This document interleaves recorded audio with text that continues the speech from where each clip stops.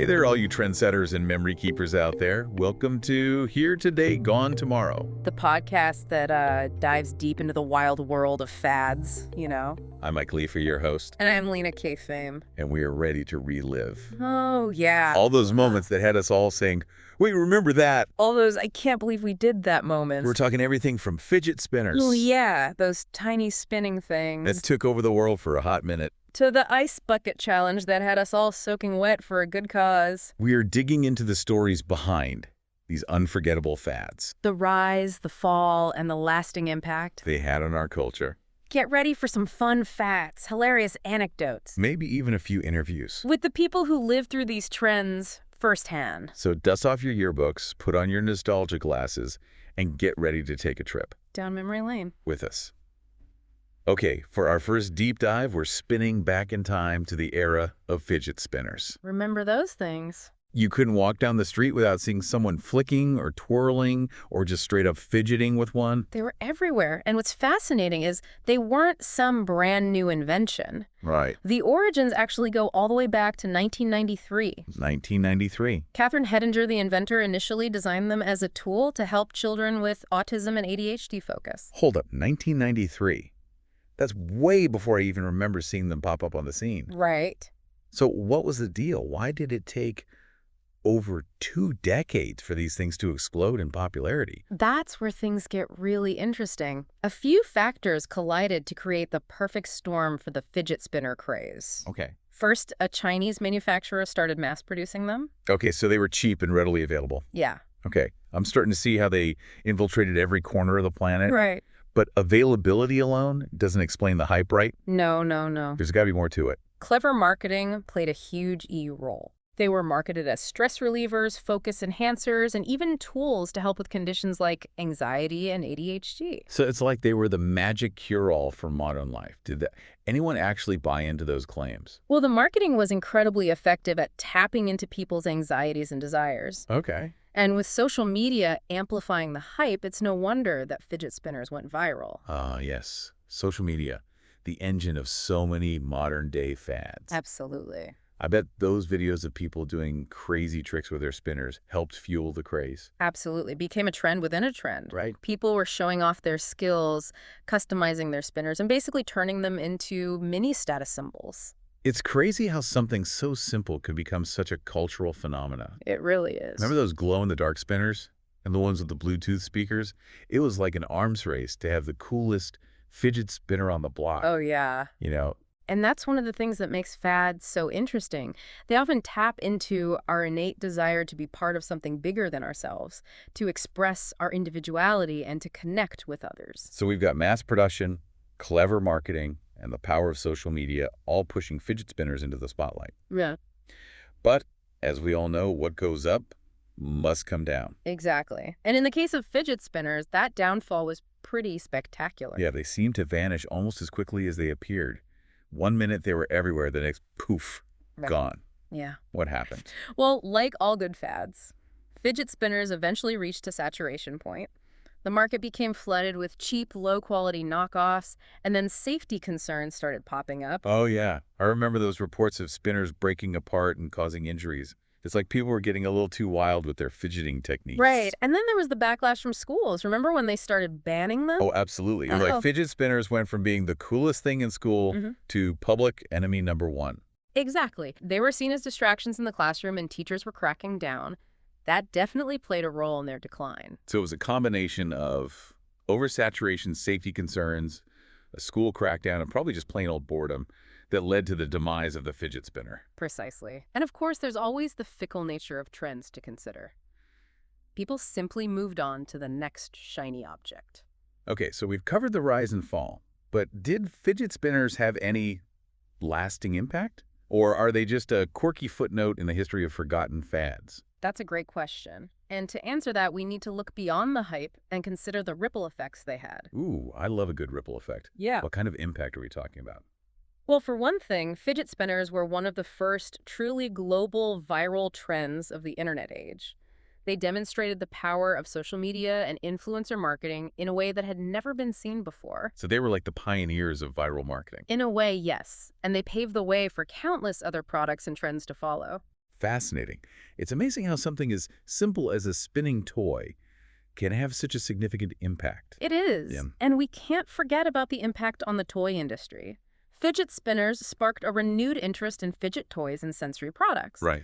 They helped to normalize the need for stress relief and sensory stimulation. It's like they open the door for people to say, hey, it's okay to need a little help to focus or manage my anxiety. Exactly. And that's a really positive legacy. So fidget spinners may be gone from the headlines, Hmm. but their impact continues to spin on. Absolutely. They were a cultural phenomenon, a marketing success story, and they even left a mark on the way we think about mental health and sensory needs. Not bad for a little spinning toy, huh? Not bad at all.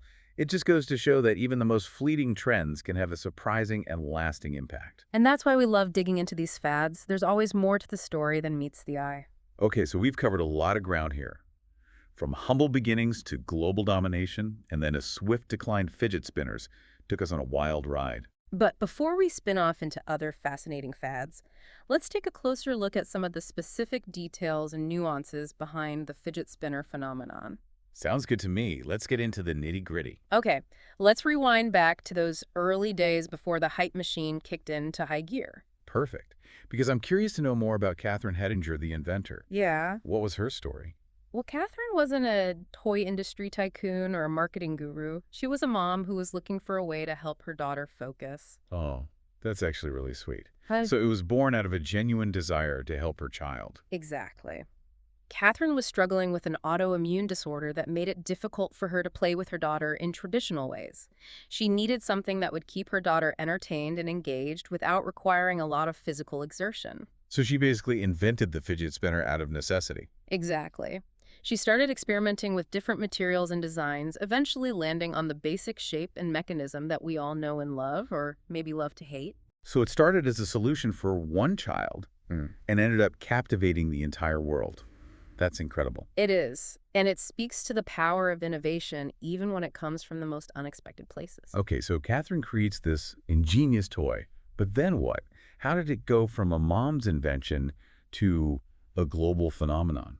Well, Catherine patented her design in 1997, but she struggled to find a manufacturer who was willing to take a chance on it. Really? You'd think a toy that's designed to help kids focus would be an easy sell. You'd think so, right? But the toy industry can be a tough nut to crack, especially for independent inventors. Right.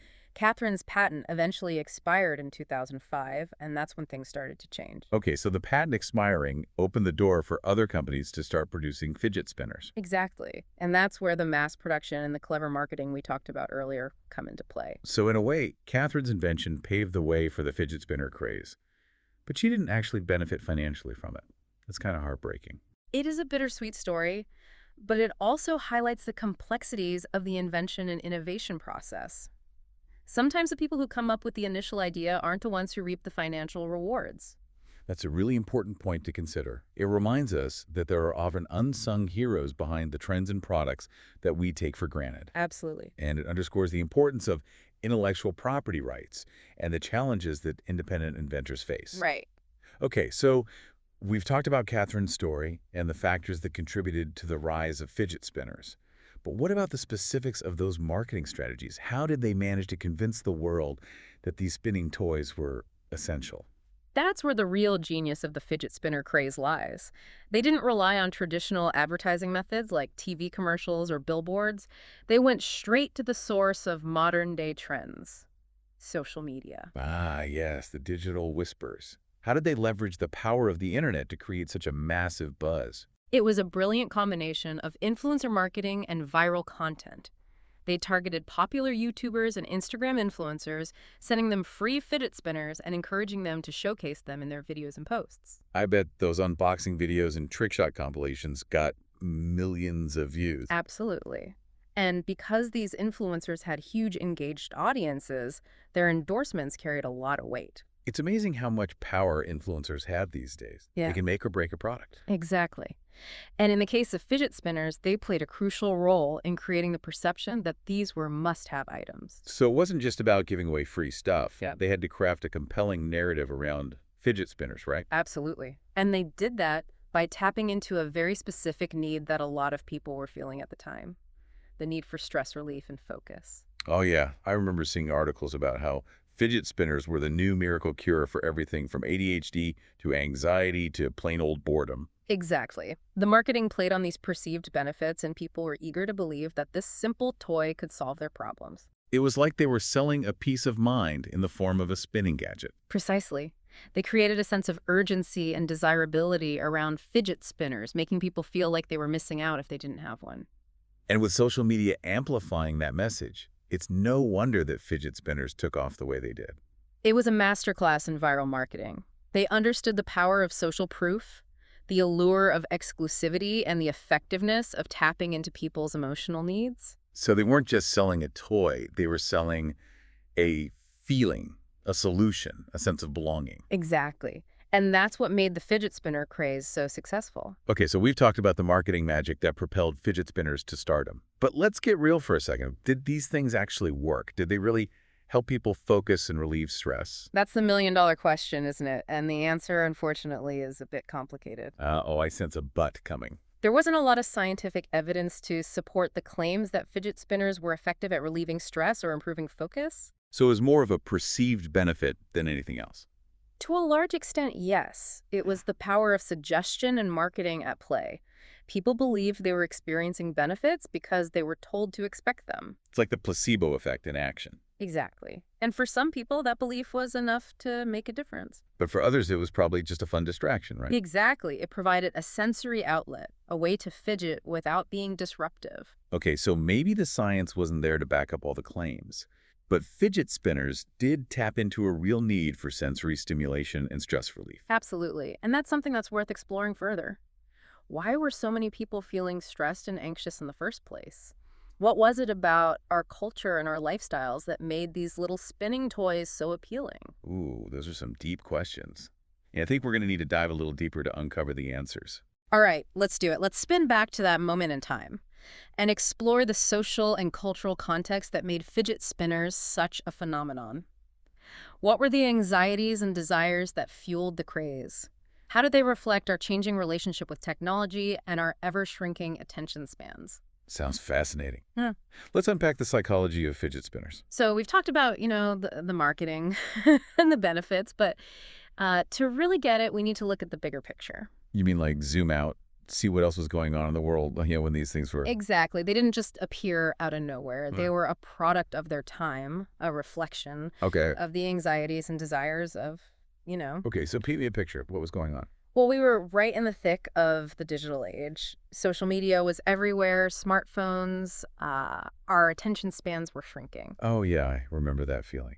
Like constant information and notifications. It's exhausting Exactly. And that constant stimulation was creating anxiety. for a lot of people. Yeah. So fidget spinners were like a physical thing for our digital overload. In a way, yeah. They provided a tangible outlet Oh. for our digital anxieties. Like a way to unplug without putting down our phone. Precisely.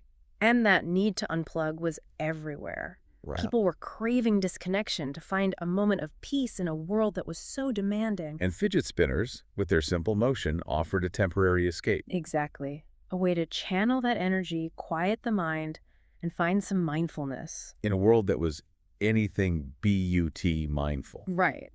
So it's like meditation for the digitally distracted. You got it. And it shows the deeper needs they were tapping into. Okay, so we've got digital overload and craving mindfulness driving the craze. What else? We can't forget the growing awareness of mental health issues. You mean like anxiety and depression? Exactly. They were becoming more recognized, and fidget spinners with their marketing as stress relievers tapped into that. So even if the science wasn't really there, they became associated with this movement towards understanding mental health. Exactly. A symbol, a conversation starter, a way to express needs and connect. It's amazing how a simple toy can do all that. It is. It shows the power of trends to reflect what's going on. Fidget spinners weren't just a fad, they were a symptom. Of a larger shift Right. towards more digital connection, a craving for mindfulness, and growing awareness of mental health. Precisely. And understanding that is key to figuring out why these things take off and then disappear. Okay, so we've explored what pushed them into the spotlight. What of the other side? The backlash and decline. Ah, yes. The fall from grace. Yeah. With any trend like this, there's always backlash. Yeah, I remember when they were banned from schools, it was like overnight they went from the coolest thing to public enemy number one. Exactly. And there were a few reasons for that. Okay, I'm ready. Hit me. Well, there was the oversaturation. Remember, every store had them. Yeah. Every color, shape, size. Oh, yeah. It was like they were multiplying. Exactly. And that led to lower quality, cheap knockoffs that broke easily and were dangerous. Oh, yeah. I remember the stories of them breaking and hurting people. Right. And that, plus just how many there were, made them seem less cool and more annoying. It's like when something's too popular, it's not cool anymore. Exactly. And then there were the teachers. They hated them. Students fidgeting in class, distracting and disruptive. So they were marketed to help you focus, but ended up being a distraction. A bit ironic, right? But it shows what can happen. What starts as harmless can disrupt things. And when it messes with school, people push back. Exactly. So you've got too many of them, safety worries and authority figures against them. That kills the trend fast. Thus people just get bored and move on, right? Always a new thing. Absolutely. The novelty wore off and people found something else. So a perfect storm to end the craze. Precisely. But they taught us some things. Okay, like what? Well, they show how trends reflect what we're feeling at the time. Fidget spinners showed our digital overload, our need for mindfulness, our awareness of mental health. So not just a silly toy, but something that tells a story about us. Exactly. And by getting that, we can maybe figure out future trends. It's like trends are a clue to what's going on. Exactly. And it reminds us that even the small ones can change things. Fidget spinners are gone, but the mental health conversation is still going. Okay, so they might not be on our fingertips anymore, but their legacy continues. They were a phenomenon, a marketing success, and a reminder that even simple things can reflect big changes. Well said. And with our spin through the world of fidget spinners complete, Myra, I want to hear your thoughts. Oh, yeah. What stood out to you? You know what strikes me? The irony, they were supposed to help people focus, but they became a huge distraction, especially in schools. Interesting. It's like they were too good at getting our attention and ended up messing things up. Makes you wonder what we're into now that might backfire later. Ooh, that's a great question, maybe for another episode. But for now, let's turn to you, the listener. Did you ever own a fidget spinner? What are your memories? Were you spinning them in class, collecting rare ones? Yeah. Or were you like, no way to the whole thing? Tell us. It's funny how they become like a memory for everyone. Right. Even if you didn't care about them, you knew about them. You couldn't escape it. They were part of everything, the jokes, the whole thing. Yeah, I think it's safe to say they've earned their spot in pop culture history. Oh, yeah. Right up there with Beanie Babies, Tamagotchis, all those. And what's interesting is how these fads, they're about more than just the thing itself. Right. It's about what they do for us. Like a need they fill. Like, remember the ice bucket challenge? You weren't really just dumping water on your head. It was about something bigger. It was about showing you cared and having fun doing it. That's it. Yeah. And if we zoom out even more, these trends show us what we were all worried about or hoping for at the time, like a snapshot. So fidget spinners, they were about us needing stress relief and something to distract us in a world that was all digital and demanding. Which is exactly what it was back then. Exactly. And seeing it that way helps us understand why they blew up and then why they disappeared. This has been so interesting. We went from a toy to a full-blown phenomenon, talked about marketing and society and even the psychology of trends. It's amazing what you find when you really dig in. Right. It reminds you there's always more to the story, even with something as simple as a fidget spinner. Well said. Well, we've spun our last thought on fidget spinners for today. That's right. Thanks for joining us on Here Today, Gone Tomorrow. And remember, if you have a topic and a bunch of info on it, something you find super interesting, we want to hear about it. We'll take your articles, your research, your notes, whatever you got, and find the good stuff, just like we did today. Because here at 2, today, gone tomorrow, we believe every topic has a story to tell. So until next time, stay curious.